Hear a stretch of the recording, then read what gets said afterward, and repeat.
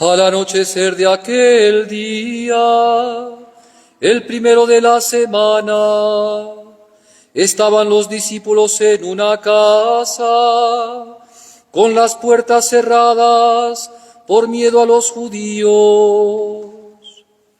Y en eso entró Jesús, se puso en medio y les dijo: la paz sea con ustedes.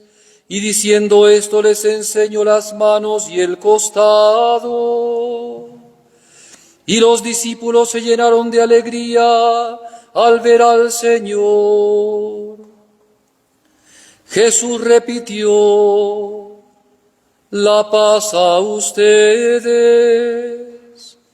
Como el Padre me ha enviado, así también los envío yo. Y dicho esto, sopló sobre ellos y les dijo: reciban el Espíritu Santo. A quienes les perdonen los pecados les quedan perdonados. A quienes se los retengan les quedan retenidos. Palabra del Señor. Gloria a ti, Señor Jesús. Tomad asiento. Muy queridos hermanos en Cristo nuestro Redentor, vamos a realizar ahora este rito que es sacar el cirio pascual del presbiterio, que durante toda esta cincuentena de Pascua nos ha acompañado, porque el cirio pascual representa a Cristo resucitado, y hoy día se termina este tiempo de Pascua y empieza el tiempo ferial con esta solemnidad del Pentecostés. Quiero más o menos hablar acerca de esta fiesta porque es tan grande, es tan hermosa, que nosotros no podemos entenderla fácilmente. Una vez estaba predicando San Pablo, cuentan los Hechos de los Apóstoles, y había un grupo de gente que habían escuchado la predicación de un hombre, de uno de los discípulos, y San Pablo les dice: ¿recibieron el Espíritu Santo? Hablando de si ellos habían recibido la confirmación, ¿no? El sacramento. Y la gente le dijo: no sabemos ni lo que es el Espíritu Santo. Y parece que eso vuelve a pasar hoy día, porque muchos de nosotros, inclusive creyentes, parece no tener conciencia, parecemos que no tenemos conciencia de lo que es el Espíritu Santo. Entonces yo quiero hacer una especie de rememoración de la historia para que sepan más o menos quién es el Espíritu Santo y qué cosa es lo que celebramos hoy día. Sepan ustedes que cuando en la Sagrada Escritura se menciona del Espíritu Santo, en las primeras partes de la Biblia, por ejemplo en el Génesis, ya se habla de un espíritu que se cernía sobre las aguas. Pero también se habla del Espíritu del Señor, que está sobre los hombres y que les dicta una docilidad para que sepan hacer la voluntad de Dios. Sepan que Isaías, por ejemplo, tiene una parte muy hermosa que Jesucristo la lee en la sinagoga de Jerusalén, de Nazaret, que dice: el Espíritu del Señor está sobre mí y me ha ungido. Entonces había un conocimiento del Espíritu Santo. Y en esta revelación del Espíritu Santo, varias cosas podemos decir que estaban como todavía cubiertas. Pero cuando llega el Nuevo Testamento, y entonces aparece el esplendor de la verdad que es Jesucristo, ya desde su anunciación se manifiesta la presencia del Espíritu Santo.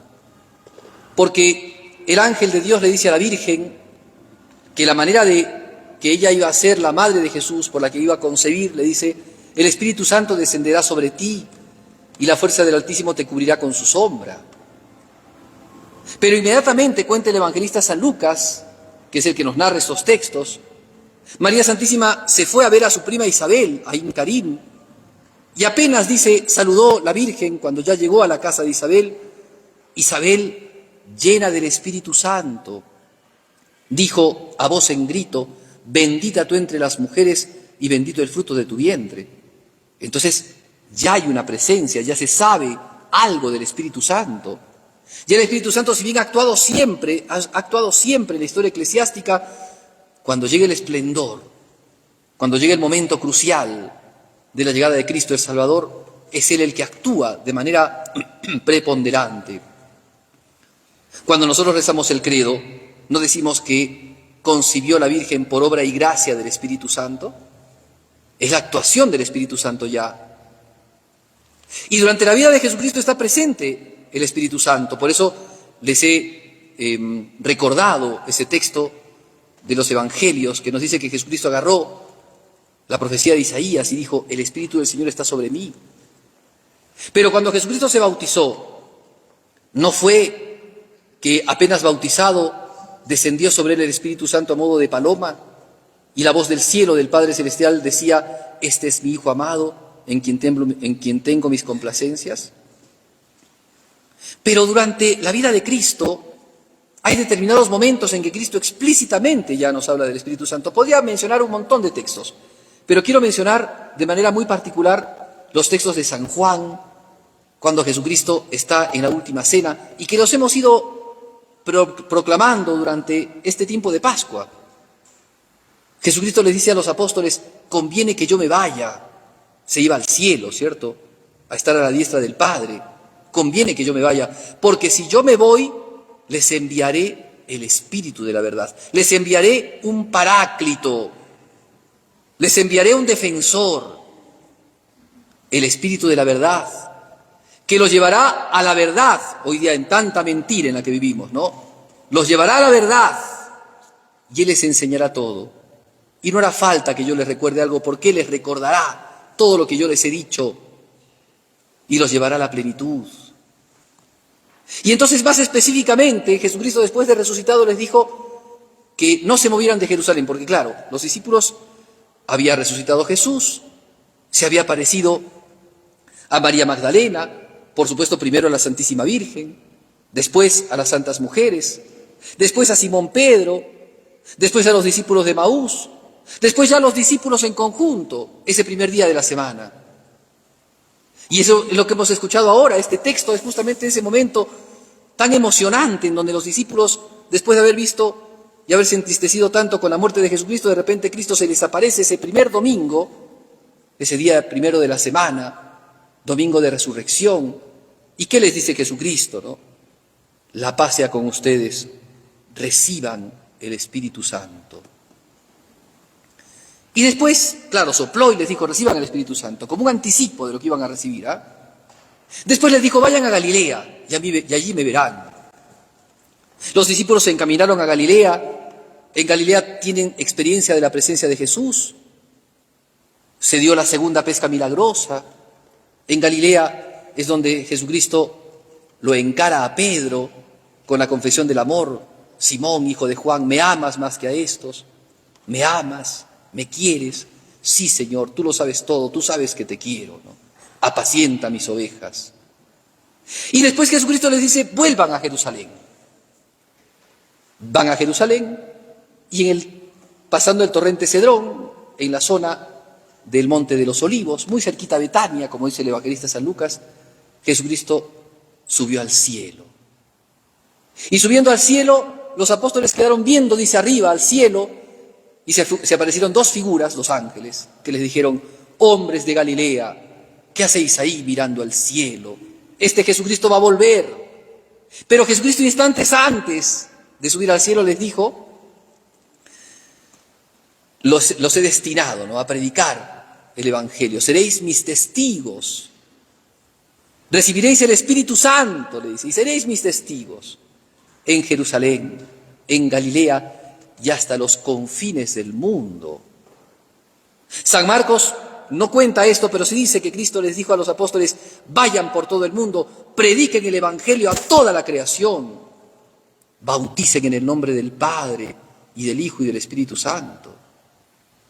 Y a los que crean y se bauticen se salvarán, y los demás, los que no crean, se condenarán. Así dijo Jesucristo. Y entonces los apóstoles, después de la ascensión de Cristo, y de que Jesús les había dicho, quédense en Jerusalén hasta la llegada del Espíritu Santo. Después de esos 40 días preciosos, en donde Cristo resucitado se aparecía, se desaparecía, estaba con ellos un ratito y después se iba. San Pablo dice, se apareció a más de 500 hermanos. O sea, más de 500 personas vieron a Jesús resucitado, no solamente los apóstoles. Después se apareció a mí, dice San Pablo. Muy bien, entonces, después de esos 40 días, se quedaron 10 días más en Jerusalén. Y entonces cuenta San Lucas, porque es muy bonito este texto, hay que recordar, ¿no? La Biblia tiene un efecto, primero, instructivo, iluminativo, pero también sanador, ¿no? Entonces, cuando uno lee los textos de San Lucas, tanto del libro del Evangelio de San Lucas como de los Hechos de los Apóstoles que también escribió San Lucas, dice que ellos se fueron a su casa, ¿no? A la casa, que se entiende que esa casa era el recinto donde Jesús había hecho la última cena, y que según la tradición era la casa de una mujer llamada María, no la Virgen, otra María. Y esa María era mamá de un joven que se llamaba Marcos, que era discípulo de San Pedro y que después será el evangelista San Marcos, ¿no? Pues bien, en esa casa estaban los apóstoles, los discípulos, las santas mujeres. Seguramente esa cantidad de discípulos tan buena que se le acercó a Jesús, esa gente tan linda, ¿no? Como el cieguito nato que había Jesucristo curado en Jerusalén, o como el paralítico que había curado cerca de la piscina de Siloé, o como los leprosos tal vez que Jesús había curado, o qué sé yo, tanta cantidad de gente, Marta, María, Lázaro, las santas mujeres, qué sé yo. Estaban ellos en oración, dice, siempre rezaban, y estaban con María, la Virgen, que los acompañaba, dice. Y de repente, el domingo de Pentecostés, que era una fiesta judía, Pentecostés significa 50 días, era la fiesta llamada de las cosechas, o también fiesta de las semanas, porque eran 7 semanas o 50 días después de la Pascua. Era la fiesta en donde los judíos recordaban la ley del Señor, como Dios había entregado la ley de Moisés al pueblo. Era una fiesta grande que tenían los judíos. Pues en esa fiesta, en esa circunstancia, con una Jerusalén abarrotada de gente que iba a peregrinar, porque sepan ustedes que los que vivían 30 kilómetros alrededor de Jerusalén tenían que ir a peregrinar siempre para las fiestas, era obligación, con una Jerusalén además que era cosmopolita porque recibía a un montón de gente de distintos lugares. Allí, dice que primero en esa casita, en ese recinto, se sintió un ruido impetuoso como un terremoto y viento que llenó la casa, dice, y después unas lenguas como de fuego que se pararon por encima de los apóstoles o en cada uno de los apóstoles. Y a partir de allí, estos hombres temerosos, que como dice el texto que hemos escuchado del Evangelio de San Juan, por miedo a los judíos tenían siempre cerradas las puertas, ahora de repente, no solamente que abren las puertas, sino que salen a las calles de Jerusalén y empiezan a alabar a Dios y a predicar el Evangelio en lenguas totalmente distintas. Y entonces la gente de allí, los gerosimilitanos, los que venían de otros lugares, como dice el texto que hemos escuchado, la primera lectura, ¿no? Habían partos, medas, elamitas, jebuseos, gente del Ponto, de Frigia, de Galacia, de Mesopotamia, de Capadocia, de tantos lugares, ¿no? Habían por allí. Habían ido a la fiesta de Jerusalén, a la fiesta de Pentecostés. Los escucharon hablar y escuchaban que era su mismo lenguaje, su mismo idioma. ¿Cómo puede ser que estos hombres, en principio rudimentarios, ignorantes, porque no estudiaron en ninguna escuela hebrea de algún rabino, ni tampoco estudiaron en ninguna escuela griega de Atenas, ni fueron sus maestros, qué sé yo, Aristóteles, Platón, o Séneca, o los romanos? No. Era gente del campo, gente tímida, gente recelosa, gente con mucho miedo, y de repente esa gente, Galilea, sale afuera y proclama el Evangelio. Y claro, por eso les digo, hay que leer la Biblia, ¿no? Resulta que San Pedro, el pescador, que no tenía letras, que sabía pescar, y que cuando agarró una espada, cortó solamente una oreja, pues no sabía usar la espada, bueno, ese pescador empieza a predicar. un sermón. Lean el sermón que San Pedro predicó a los jerosimilitanos. Está en el libro de los Hechos de los Apóstoles. Apenas se habla de Pentecostés, empezaron a hablar, claro, y la gente dijeron, los que no entendían las palabras que hacían, las palabras que decían, y los gestos que hacían, los nuevos cristianos, están borrachos, decían. Entonces San Pedro empieza, ¿no?, su predicación así: no están borrachos, han recibido el Espíritu Santo. Y entonces allí empieza San Pedro su predicación, hermosa predicación, llena de sabiduría, de una sabiduría que no viene de los hombres. Y empieza a hablar desde el Antiguo Testamento, de cómo Abraham había sido elegido por Dios para formar un pueblo, de cómo David había sido elegido por Dios para ser rey en Israel, y cómo su descendiente iba a ser el Mesías, y cómo los profetas habían anunciado de este Mesías, y cómo este Mesías, el Señor, vino a este mundo hecho carne, como humilde siervo, como el siervo de Yahvé del cual habla Isaías, y cómo caminó con nosotros y predicó el Evangelio, sublime doctrina, excelsa doctrina y sencilla, porque en esa sencillez predicaba el Evangelio con parábolas para que los niños y los jóvenes y los adultos lo entendieran. Y cómo este Mesías, en el momento más importante de su vida, se ofreció como víctima por nosotros, por nuestros pecados. Y cómo los hombres importantes de Jerusalén, en vez de reconocerlo y dar gracias a Dios por la llegada del Mesías, se confabularon contra él, lo llevaron ante Pilato y lo mataron, y pensaron que habían ganado, y de repente resucitó. Y entonces en determinado momento dice San Pedro: y nosotros somos sus testigos. ¿Se acuerdan lo que yo les dije antes? Recibirán al Espíritu Santo y serán mis testigos. En ese momento algo les pasó, algo les sucedió.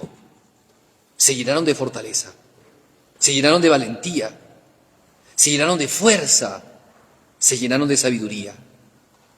Esas lenguas nuevas que aprendieron no fue solamente el único signo de ellos. Empezaron a ser de Cristo totalmente. Y empezaron a predicar ese Evangelio del Señor, grande, fuerte, con ímpetu, con toda audacia. Y la gente los escuchó. ¿Y saben qué es lo más emocionante de allí? Que esa gente que los escuchó sí entendió.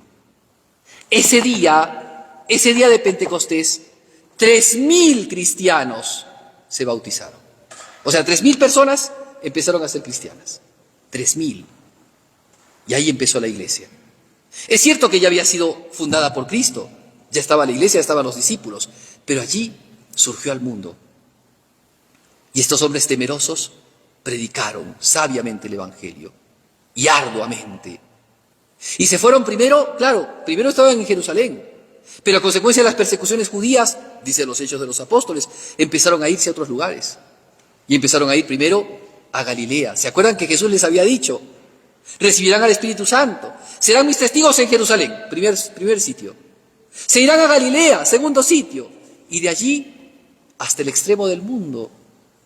Y entonces surgen hombres valientes, esos apóstoles valientes, que van a predicar el Evangelio. Primero en Antioquía, la primera gran ciudad, porque así como es hoy día París, o Berlín, o Nueva York, así era en ese tiempo Antioquía. 3 ciudades eran las más importantes del mundo, al menos del mundo occidental, o no digamos occidental, sino del mundo antiguo. Alejandría de Egipto, con sus bibliotecas, y con sus faros, y con sus jardines. Jerusalén era una ciudad principalmente religiosa, no tan grande, pero Antioquía era una ciudad enorme. Y Roma. Pues bien, empezaron en Antioquía. Y ahí aparecieron algunos nombres, ¿no? Un tal Bernabé, un tal Pablo de Tarso. Y después aparecieron otros nombres junto con los 12 apóstoles. Un tal Timoteo o Tito. Y aparecieron otros más que se juntaban con ellos, como Lucas. Y empezaron a predicar el Evangelio. Pero no eran solamente gente divulgadora, ¿no? No eran youtubers o tiktokers, ¿no?, que van mandando algún mensajito, no.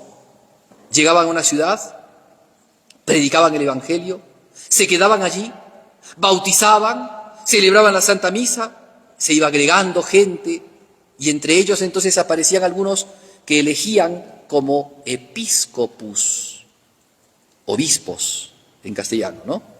¿Qué significa obispo? ¿Qué significa episcopo? Significa el que cautela, el que mira, el que está gobernando, el que está ayudando, el que está, digamos, como el padre de todos. Y junto a él, su colegio de presbíteros, que eran los sacerdotes que acompañaban la labor del obispo y los fieles.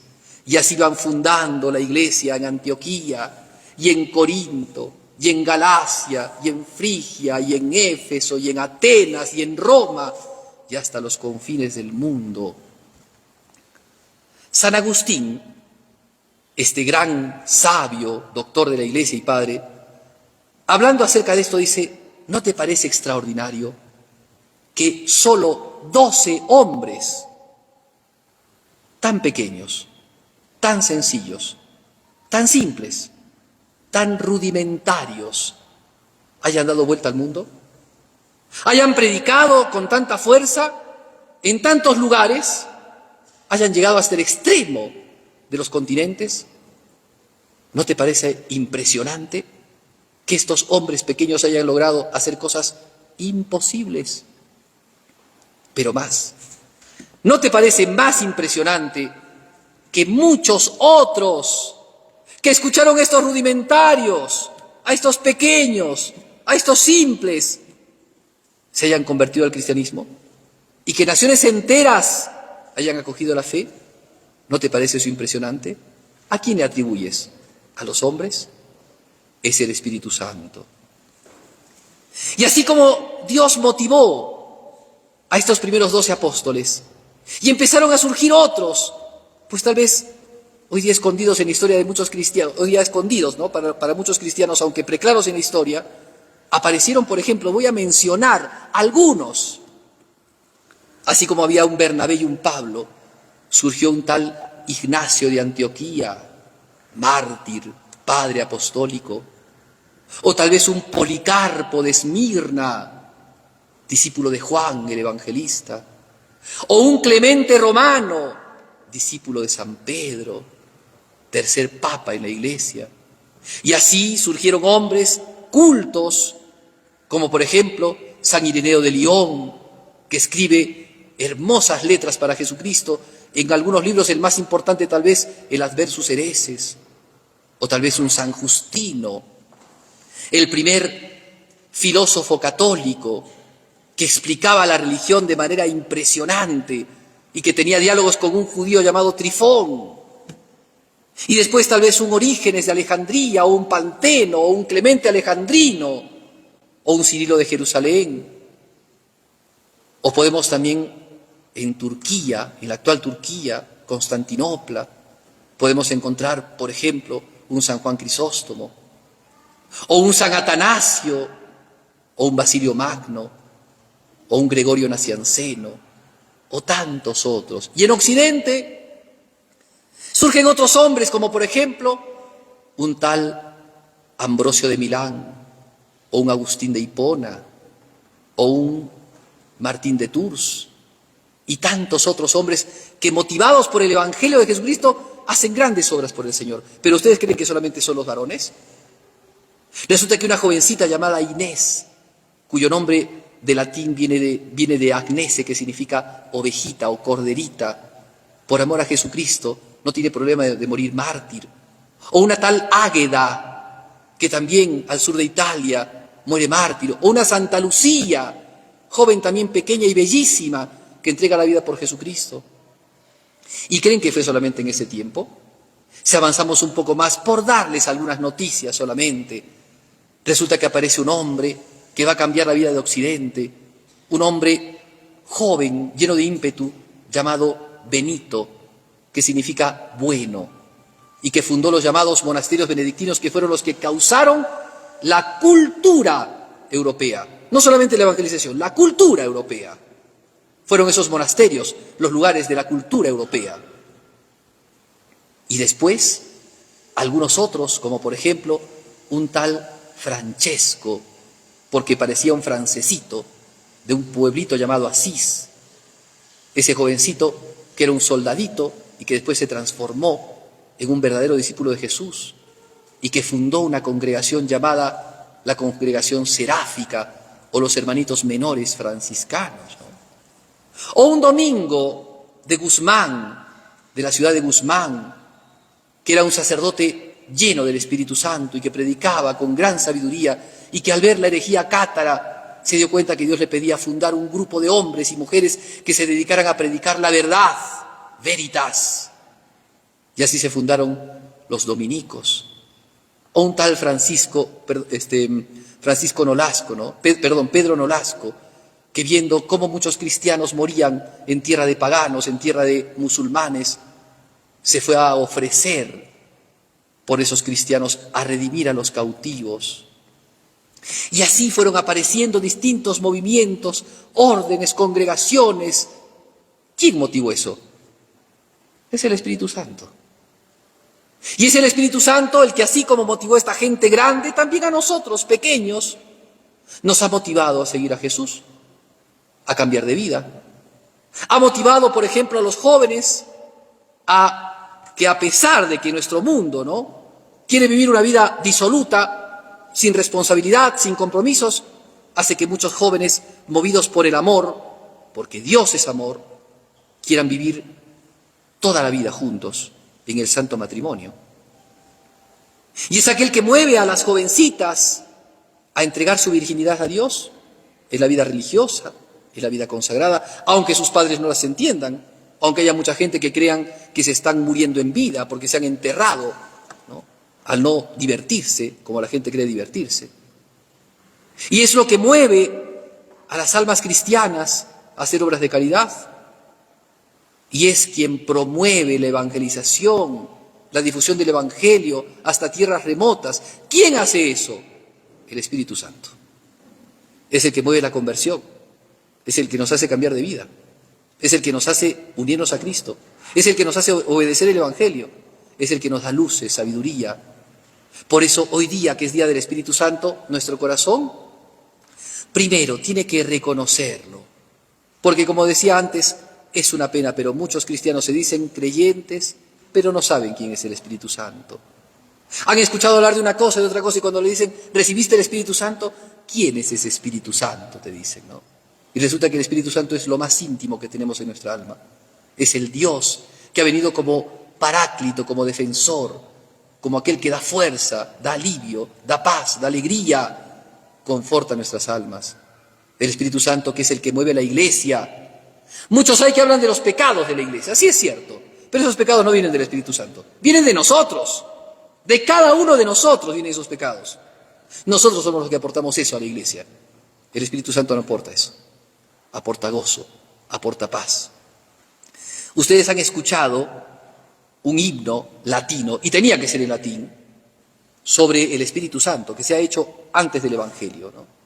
En ese himno, claro, tal vez no lo han entendido, pero en ese himno hermoso, y con eso termino, dice lo siguiente, ¿no? Se le habla al Espíritu Santo y se le dice, entra hasta el fondo del alma, de nuestras almas, ¿no? Divina luz, enriquécenos, mira el vacío del hombre, si tú faltas por dentro, mira el poder del pecado cuando tú no envías tu aliento, riega la tierra en sequía, sana el corazón enfermo, lava las manchas, infunde el calor de vida en el hielo, doma lo estéril, guía al que tuerce el sendero, reparte tus 7 dones, según la fe de tus siervos, por tu bondad y tu gracia dale al esfuerzo su mérito, salva al que busca salvarse y danos tu gozo eterno. Que la Santísima Madre de Dios, la Madre de Jesús, aquel Señor que murió en la cruz, ustedes que son devotos de la Santa Cruz, les ilumine el corazón con su intercesión para que sepan que la obra de Jesús, la obra de la cruz, es la obra del Espíritu Santo, que por nosotros, los hombres, Cristo se encarnó y que subió al cielo para darnos el Espíritu Santo, para que alcancemos nosotros también comunión con Cristo y la vida eterna. Que la Virgen Santísima nos conceda estas gracias.